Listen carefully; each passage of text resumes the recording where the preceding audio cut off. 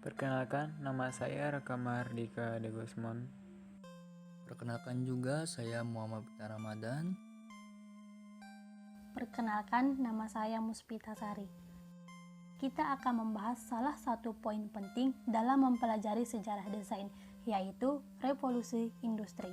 Pada abad 18 dimulai zaman baru yang berakar pada Renaissance yang disebut zaman pencerahan. Menurut Immanuel Kant, zaman pencerahan adalah zaman manusia keluar dari keadaan tidak akil balik yang disebabkan kesalahan manusia sendiri. Immanuel Kant sendiri adalah seorang tokoh filsafat di Jerman pada abad pencerahan.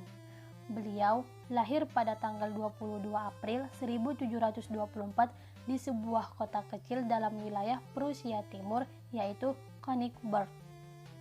Kritik atas nalar murni adalah salah satu karya Immanuel Kant yang dinilai sebagai salah satu paling berpengaruh di sejarah kefilsafatan. Latar belakang terjadinya revolusi industri, faktor politik. Antara abad 16 sampai dengan 17 terjadi perubahan besar dalam bidang politik. Meletus perang mawar antara bangsawan kuno dan bangsawan baru yang dimenangkan oleh kelompok bangsawan baru, kelompok dari bangsawan rendah, petani, dan pedagang yang sudah menjadi kaya. Sejak itu Inggris diperintah oleh kelompok yang mementingkan kemajuan ekonomi. Terjadi perpindahan ahli seni, kerajinan, dan tukang dari daratan Eropa, Paris, dan Flandern ke Inggris akibat perang. Nemu mesin uap era revolusi industri. James Watt adalah insinyur besar asal Skotlandia, Britania Raya yang menemukan mesin uap untuk pertama kalinya. Ketertarikan James Watt terhadap mesin uap didasari oleh perhatiannya terhadap mesin uap buatan Newcomb yang kurang efisien. Watt lantas terus melakukan perbaikan penelitian dan mencoba terkait mesin uap. Akhirnya ia berhasil menciptakan uap pertama yang efisien tahun 1769. James Watt lahir di Greenock, Skotlandia 19 Januari 1736 dan wafat di Blingan, Inggris tanggal 19 Agustus 1819. James Watt mulai menikmati mesin uap tahun 1764 pada saat memperbaiki sebuah model mesin buatan Newcomb. Ia hanya menerima pelatihan pembuatan alat selama 1 tahun tetapi memiliki bakat besar sebagai penemu. Di tahun 1769, ia mematenkan alat tersebut dengan menambahkan sebuah bilik pengumpul uap yang terpisah. Di tahun 1781, ia menciptakan sebuah set pelatihan untuk mengonversi gerakan bolak-balik mesin menjadi gerakan melingkar untuk meningkatkan kegunaan mesin uap. Tahun 1782, ia menginstalasi silinder uap dan menemukan mesin 2 langkah. Di tahun 1788, ia menemukan pengatur sentrifugal yang dapat mengatur kecepatan mesin secara otomatis. Tahun 1790, ia membuat meter tekanan alat, menghitung alat indikator, dan sebuah klep, juga penemuan-penemuan lainnya. Ini adalah mesin uap pertama yang dibuat oleh James Watt.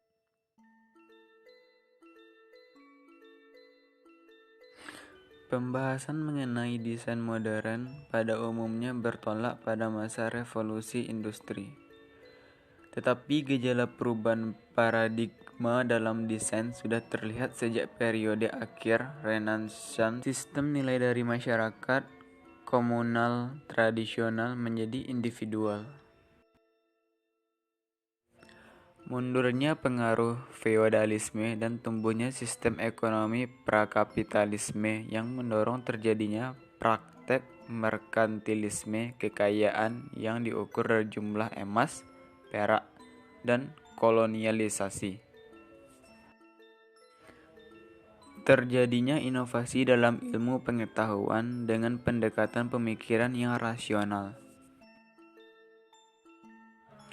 Produk-produk pada masa pra-industri masih dikerjakan secara manual oleh kelompok-kelompok gilda atau disebut juga pengrajin. Perubahan yang signifikan dalam desain dimulai pada masa revolusi industri yang terjadi pada periode akhir abad 18. Awal abad 19 di Inggris, beberapa hal yang terjadi pada masa revolusi industri. antara lain perubahan terjadi dalam bidang pertanian, manufaktur, dan transportasi yang menimbulkan dampak yang luar biasa pada kondisi sosioekonomi dan budaya. Penemuan teknologi mesin uap menyebabkan terjadinya mekanisasi industri seperti pada industri tekstil dan baja. Terjadinya pembagian kerja. Meningkatnya penggunaan bahan bakar batu bara sehingga berdampak negatif pada lingkungan. Melimpahnya hasil produk sehingga mendorong pencarian wilayah baru. Terjadinya kolonialisasi.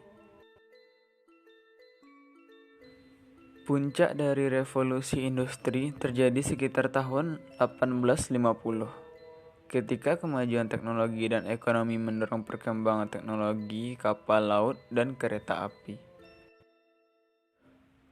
Meningkatnya hasil produksi mengakibatkan perlunya pemasaran produk yang terencana. Muncul inovasi ekonomi dalam bentuk iklan dan ruang pamer. Dan meningkatnya hubungan timbal balik antara penawaran dan permintaan. Peran desain semakin penting walau belum seluas perannya sekarang.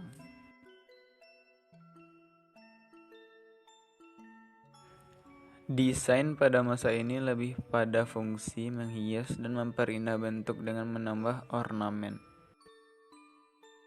Gaya desain neoklasik, neobarok, neogotik, neorokoko.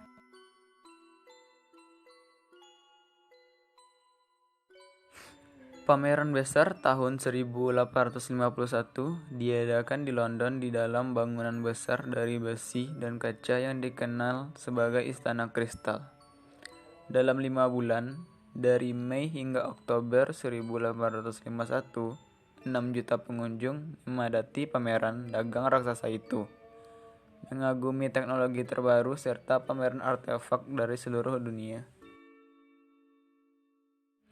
Ide pameran hebat berawal dari Henry Cole, seorang seniman dan penemu, tetapi pria yang memastikan peristiwa itu terjadi dengan cara yang spektakuler adalah Pangeran Albert, suami Ratu Victoria.